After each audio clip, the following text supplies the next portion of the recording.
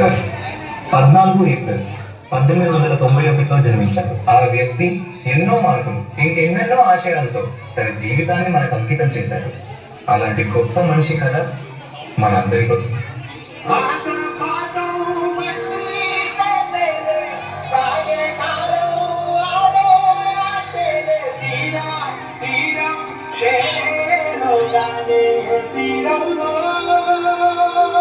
నమస్కారం మాస్టారు.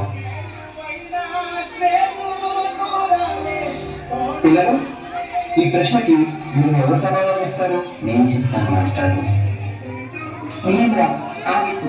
నువ్వు ఆ బల్లాన్ని తాకితే దాని వెనకాల ఉన్న మా బోధన మాయమైపోతుంది. నువ్వు కూర్చో. నువ్వు వెళ్ళి రాయి దీంట్లో.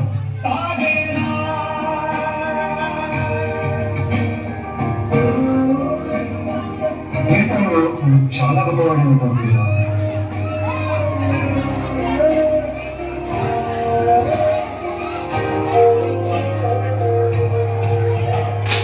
నీ వల్ల మా ముద్ర మైలైపోయింది. ఇది కూడా నువ్వు పెట్టిండు.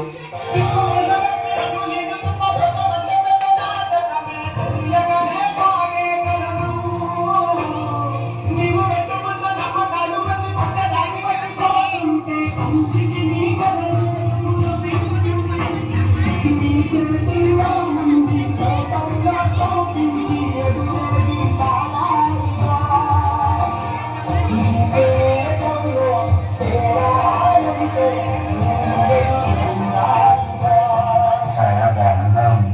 తాగడానికి మంచిగా తీసుకోవాలా? ఇలాంటి వాళ్ళకి అదిగో ఆ మూడికి నీళ్ళే వెళ్ళి తాగు.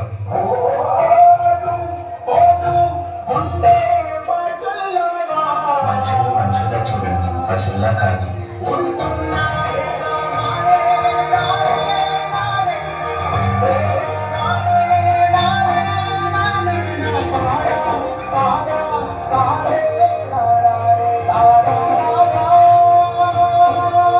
నువ్వు ఎవరికీ తరవంచకూడదు. నీ చదువు నీ మార్గం కావాలి, విజ్ఞానమే నీ ధనం కావాలి. నీ వాళ్ళ కోసం నువ్వు ఒక దీపంలో నిలవాలి. నీ కృషి, పట్టుదల, దీక్ష మన భారతానికి రాజ్యాంగం కావాలి. ఇప్పటి నుంచి నీ ఇంటి పేరు నా ఇంటి పేరు అవ్వాలి. అందరూ నిన్ను అంబేద్కర్ అని పిలవాలి. సరేనా భీమా?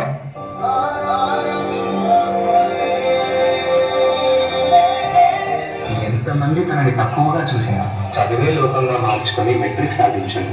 అదే సమయంలో పెద్దలు తన పెళ్లి కూడా చేశారు. సాయాజీరావు గాయక్వాడ్ అనే మహారాజు సాయంతో విదేశాల్లో చదువు పూర్తి చేసి ఎన్నో గణితలు సాధించి తిరిగి వస్తాడు.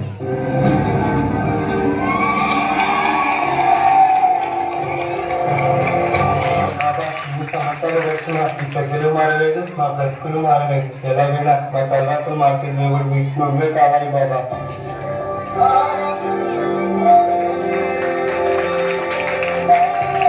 నా ప్రజల కోసం ఎంత కష్టమైనా పోరాడతాను.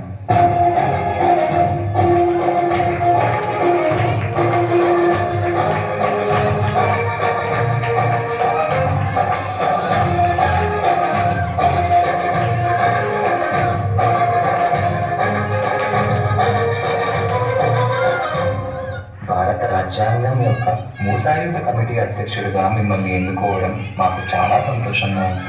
ఇన్నేళ్లకి నా ప్రజలకి, నా దేశానికి సేవ చేసే సమయం వచ్చింది. భారత రాజ్యాంగాన్ని నిర్మించే అవకాశం నాకు దక్కింది. దీనికోసం నా ప్రాణాలు అర్పించడానికైనా సిద్ధంగా ఉన్నాను.